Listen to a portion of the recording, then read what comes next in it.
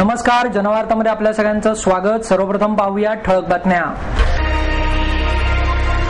महाराष्ट्र शासनाच्या शालेय पोषण आहार निर्मितीत होणाऱ्या निष्काळजीपणाच्या विरोधात भारतीय विद्यार्थी सेनेच्या वतीने आंदोलन। श्रीराम पुजारी प्रतिष्ठानच्या वतीने पु ल देशपांडे बहुरूपी सन्मान उस्ताद झाकीर हुसेन यांना प्रदान। खुजा पोलीस नेतृत्वामुळेच राज्यात जातीय दंगली आणि बॉम्बस्फोटासारख्या घटना घडतात, निवृत्त पोलीस महानिरीक्षक सुरेश खोपडे यांचा आरोप। हाजी मक्केशाह मशिदीच्या बांधकामासाठी शांततेने लढा देऊ, शांतताप्रेमी पुणेकरांचा विश्वास। जे प्रश्न आम्ही हाती घ्यायला हवे होते ते अण्णा हजारे यांनी हाती घेतले, त्यामुळे आज तरुणाई त्यांच्या मागे आहे, जनता दलाचे प्रदेशाध्यक्ष प्राध्यापक शरद पाटील यांचं प्रतिपादन। महाराष्ट्र शासनाच्या शालेय पोषण आहाराच्या निर्मितीत होणाऱ्या निष्काळजीपणाच्या विरोधात भारतीय विद्यार्थी सेनेच्या वतीने आंदोलन करण्यात आले। यावेळी भारतीय विद्यार्थी सेनेचे शहर संघटक अनंत घरत, उपशहर संघटक निलेश गिरमे, सूरज लोखंडे, अनिकेत देशमुख, प्रसाद चावरे, मोहन पासलकर, आमोद लास।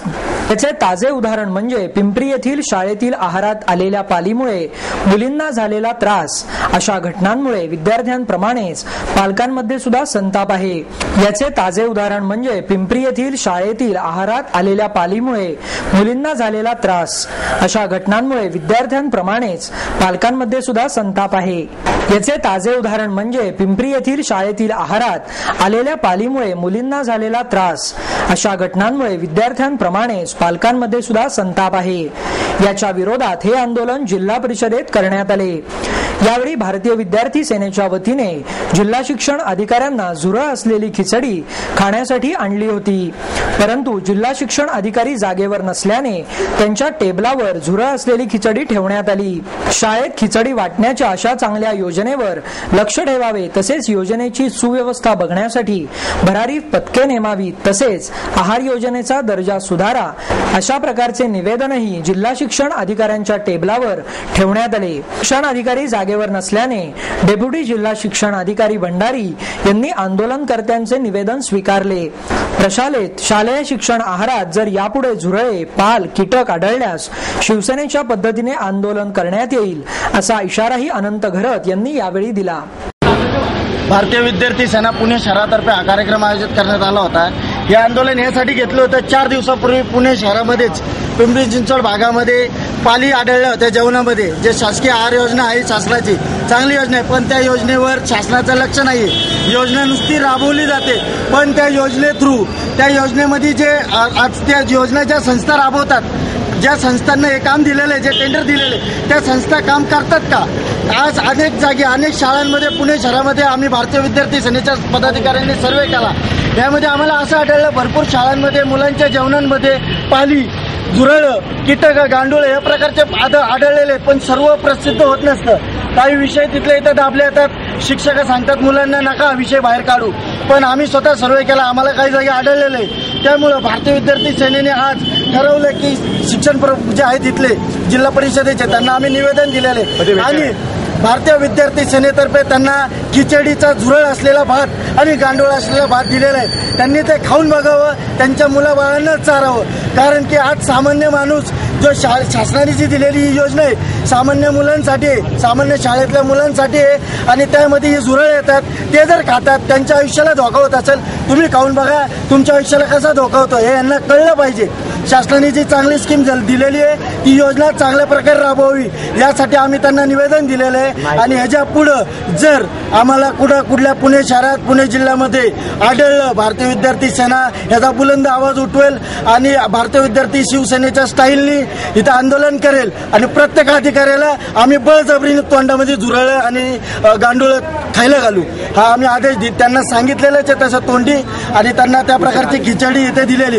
तसेच जेव्हा आम्ही इथे आलो होतो त्यावेळेस 1 तास आम्ही इथे वाट बघितली, 1 तास वाट बघितली तरी सुद्धा अधिकारी इथं आले नाही। जे मेन साहेब आहेत ते मुंबईला जाऊन बसलेले आहेत आणि जे डेप्युटी साहेब आहेत हे 1 तासानंतर आले, 5 मिनिटं म्हणून इथं रखडून ठेवलं। हे असे जर आमच्यासारख्या पदाधिकाऱ्यांचं करत असतील तर सामान्य नागरिकाला हे किती पळवत असतील, हे याच्यावरनं महाराष्ट्राने जाणून घ्यायला पाहिजे।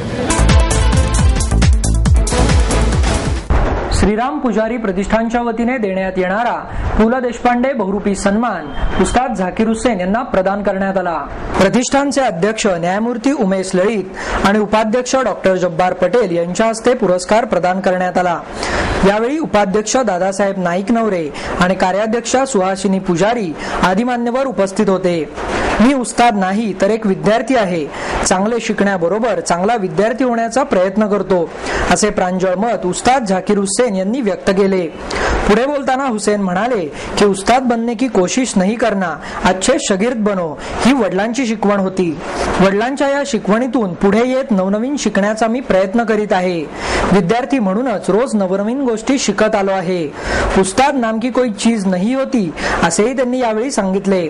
माझे वडील देवी सरस्वतीचे पुजारी होते, सरस्वतीवर त्यांची श्रद्धाही होती, त्यामुळे देवी सरस्वतीनेही त्यांच्यावर कृपा दाखवली।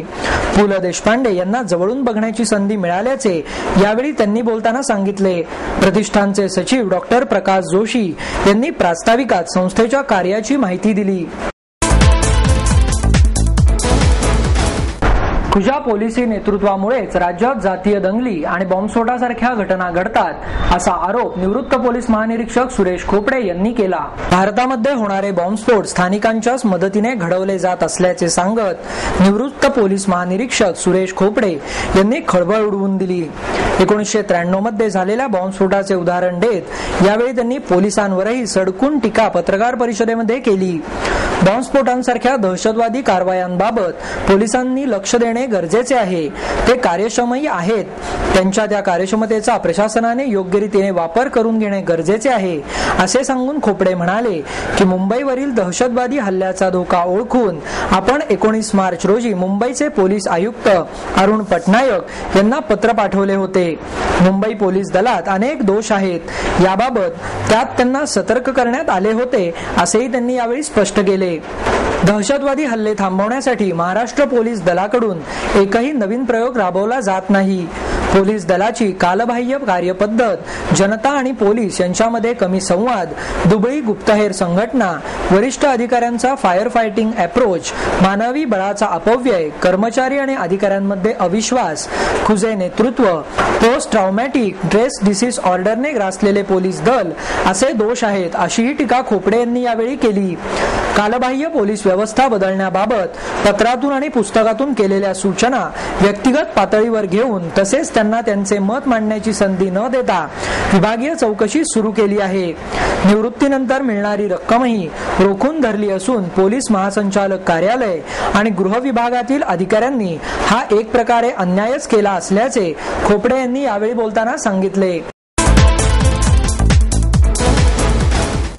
हाजी मक्केशाह मशिदीच्या बांधकामासाठी शांततेने लढा देऊ, असा विश्वास शांतताप्रेमी पुणेकरांनी व्यक्त केला।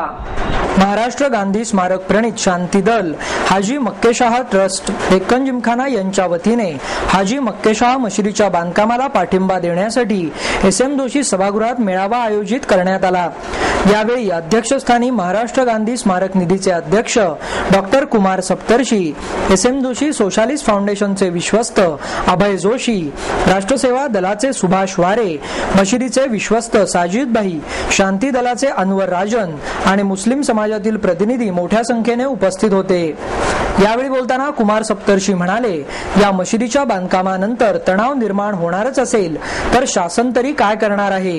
गृह खात्याने बांधकामाला परवानगी दिलेली आहे, तर त्यांनी ती परिस्थिती तपासूनच दिलेली आहे, त्यामुळे त्यानंतरच्या तणावालाही ते सामोरे जाऊ शकतात। ही खंबीर भूमिका घेणे गरजेचे आहे। 4 लोकांच्या पत्रांवरून मशीद बांधकामावर स्थगिती चुकीची आहे, असेही त्यांनी यावेळी बोलताना सांगितले। अभय जोशी म्हणाले, जातीयवादाचा सुळसुळाट निर्माण झाला आहे, त्यामुळे मुस्लिम समाजाविषयी गैरसमजाची आणि आकसाची भावना समाजात तयार करण्यात आली आहे। मुस्लिम समाज मुख्य प्रवाहात येण्यासाठी प्रयत्न होणे गरजेचे आहे। मशिदीचा प्रश्न तात्पुरता न ठेवता इतरही प्रश्नांकडे लक्ष वेधणे अधिक आवश्यक असल्याचे त्यांनी यावेळी बोलताना सांगितले। यावेळी बोलताना सुभाष वारे म्हणाले, मशिदीच्या जागेबाबत क्लिअर टायटल असताना पुन्हा प्रश्न उभा राहणे चूक आहे. या देशाला मशीद आणि मंदिरांपेक्षा शाळा आणि दवाखान्यांची अधिक गरज आहे.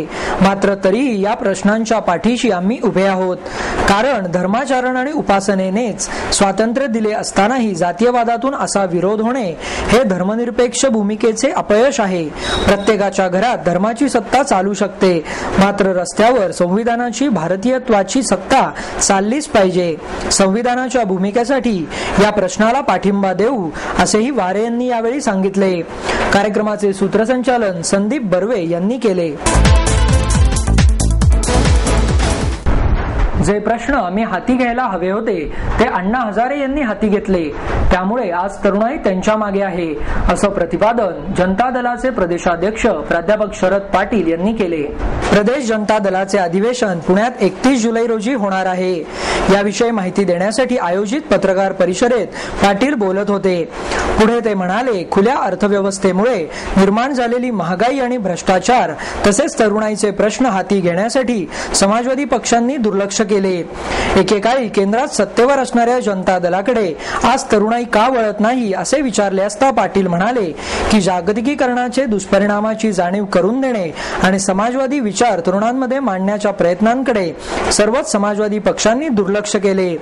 आजच्या तरुणाईचे प्रश्न वेगळे आहेत. शहर आणि परिसरात गेल्या 3 दिवसांपासून संततधार पाऊस पडत असून येत्या 24 तासात ही स्थिती कायम राहण्याची शक्यता आहे, असा अंदाज पुणे वेधशाळेने वर्तवला आहे. दरम्यान 24 तासात शहरात 33.1 मिलीमीटर पाऊस पडल्याची नोंद वेधशाळेत झालेली आहे.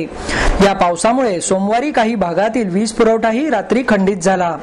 गेल्या 3 दिवसांपासून शहर आणि परिसरात संततधार पावसाने हजेरी लावली आहे. अर्थात अधूनमधून थोडीशी उघडीप दिल्यानंतर पुढील काही वेळातच पुन्हा पावसाच्या सरींना सुरुवात होत होती. या पावसामुळे पुणेकरांची मात्र चांगलीच तारांबळ उडाली आहे. शिवाय शहराच्या मध्यवर्ती भागातील वाहतूक कोलमडली आहे. रस्त्यावर खड्डे पडल्यामुळे पाणी साठण्याचे प्रमाण वाढले असून खड्ड्यांचा अंदाज वाहनधारकांना न आल्याने या खड्ड्यांमध्ये वाहने अडकण्याचे प्रमाणही जास्त असल्याचे दिसून येत आहे. दुचाकी वाहनांच्या इंजिनमध्ये पाणी गेल्यामुळे या गाड्या बंद पडलेल्या अवस्थेत शहरात ठिकठिकाणी दिसून येत होत्या. या 3 दिवस पडणाऱ्या पावसामुळे खडकवासला धरण 83% भरले. त्यामुळे मुठा नदीत दुपारी पाणी सोडण्यात आले. यामुळे बाबा भिडे पूल पाण्याखाली गेला आहे. या वर्षीच्या पावसाळ्यात पहिल्यांदाच धरणातील पाणी सोडल्यामुळे मुठा नदी भरून वाहत आहे. त्यात मोठ्या प्रमाणात 4 चाकी गाड्या अडकल्या. प्रत्यक्षात या गाड्या अग्निशामक दलाच्या मदतीने काढणे अपेक्षित होते, पण या ठिकाणी स्थानिक नागरिकांच्याच मदतीने या गाड्या बाहेर काढण्यात आल्या. नदीकाठचे खाण्याचे स्टॉल देखील पाण्याखाली गेले आहेत. अलका चौकापासून ते झेड ब्रिज आणि बाबा भिडे पुलाकडे जाण्याचा रस्ता पाणी सोडल्यामुळे बंद केला. यामुळे या चौकात मोठ्या प्रमाणात ट्रॅफिक जॅम झाले. हे पाणी पाहण्यासाठी पुलावर अनेक नागरिकांनी गर्दी केली. त्यात लहान मुले नागरिक झेड ब्रिजवर पाणी पाहण्यासाठी आल्यामुळे पुलावर अनेक दुचाकी वाहने मोठ्या प्रमाणात लावण्यात आली. तसेच नागरिकांनी कणीस खाण्यासाठी भुट्टेवाल्यांकडे गर्दी केली. एवढे पाणी पाहण्यासाठी बच्चे कंपनीही मोठ्या प्रमाणावर येथे आली होती. धरणाचे पाणी नदीपात्रात सोडल्यामुळे महापालिकेने नदीच्या काठाला ठेवलेले पाईप बऱ्याच प्रमाणात पाण्याखाली गेले. धरणातील पाणी सोडल्याने त्या पाण्याच्या प्रवाहामुळे जलपर्णीही मोठ्या प्रमाणात वाहून आली. त्यामुळे धरणातील सोडलेले पाणी पाहण्यासाठी पुणेकरांनीही मोठ्या प्रमाणात गर्दी केली. सावरकर स्मृती प्रतिष्ठान आणि पुणे हिंदू महानगर सभेच्या वतीने देण्यात येणारा साहस पुरस्कार कॅप्टन निलेश गायकवाड यांना प्रदान करण्यात आला. स्वातंत्र्यवीर सावरकरांनी मॉसोलिस बंदरावर समुद्रात मारलेल्या ऐतिहासिक उडीच्या स्मरणार्थ सावरकर स्मृती प्रतिष्ठानच्या वतीने हा पुरस्कार देण्यात येतो. यंदा प्रसिद्ध कीर्तनकार चारुदत्त ताफळे यांच्या हस्ते गायकवाड यांना हा पुरस्कार प्रदान करण्यात आला. रोख रक्कम, स्मृतिचिन्ह, पुष्पगुच्छ असं या पुरस्काराचं स्वरूप आहे. यावेळी सावरकर प्रतिष्ठानच्या अध्यक्षा हिमानी सावरकर, प्राध्यापक गजानंद नेरकर, गोडसे आदी मान्यवर उपस्थित होते.